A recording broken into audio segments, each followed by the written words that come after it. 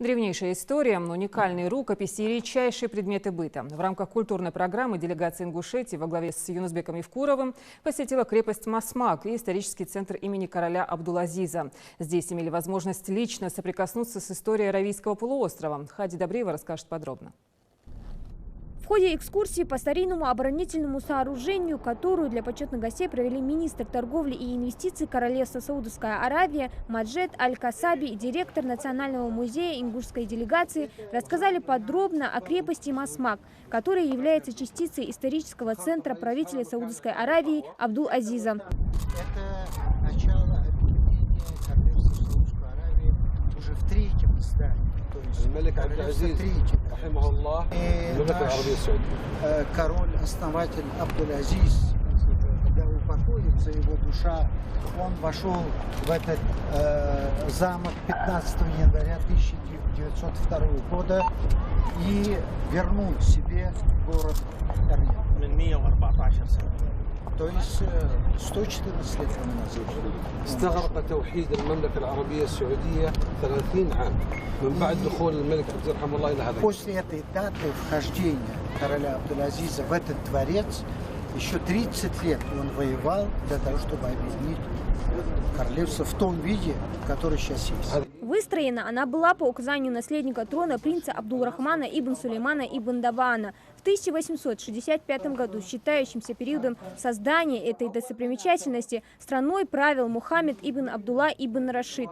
Это след той войны, того сражения 1902 года, когда они штурмовали этот дворец. В 1902 году это здание было завоевано основателем государства. Оборонительное сооружение построено в виде прямоугольника. Углы крепости Масмак оборудованы 4 сторожевыми башнями. Высота каждой из них составляет 18 метров.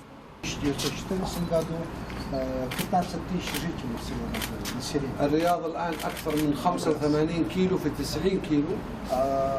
Сейчас площадь 80 километров на 90 километров. سكانها الآن تقريبا حوالي 7 مليون.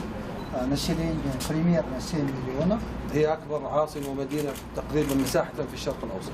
И самая большая столица по площади территории на Ближнем Востоке. ويلاحظ فخامته هنا فيه نخل.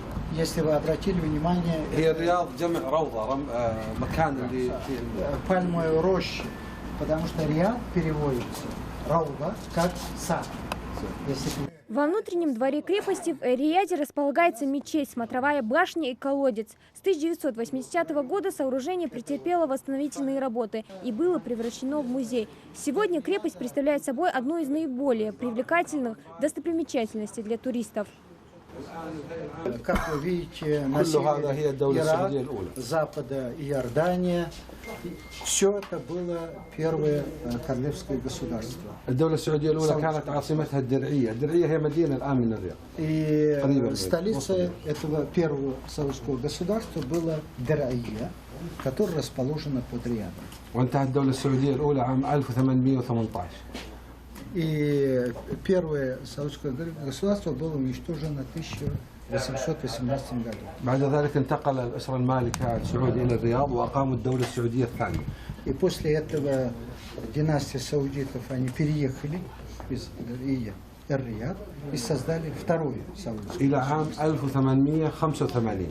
И это просуществовало до 1885 года.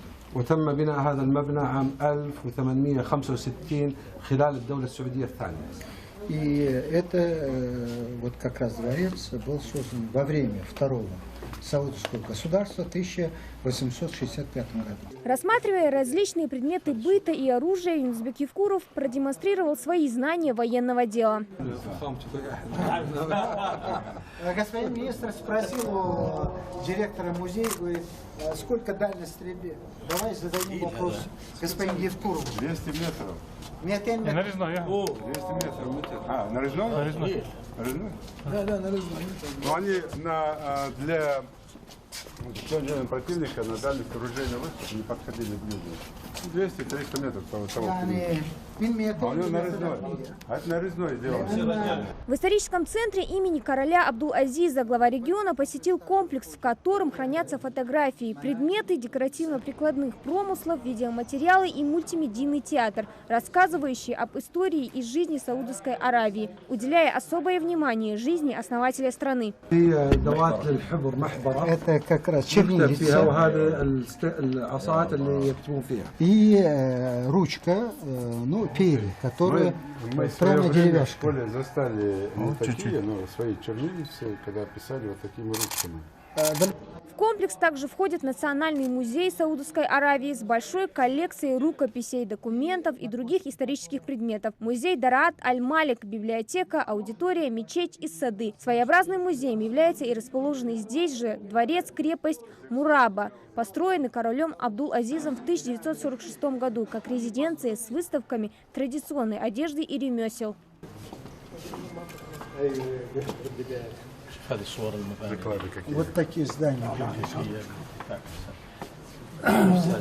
Также делегация Ингушетии побывала и в выставочном центре, где глава республики Юнузбек Евкуров оставил памятную запись в книге почетных гостей.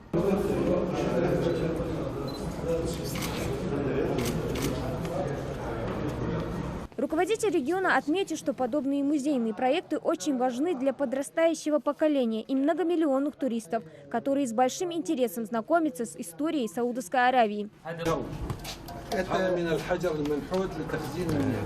Это мы называем в простонародье горы, то есть обтесенный камень для хранения воды.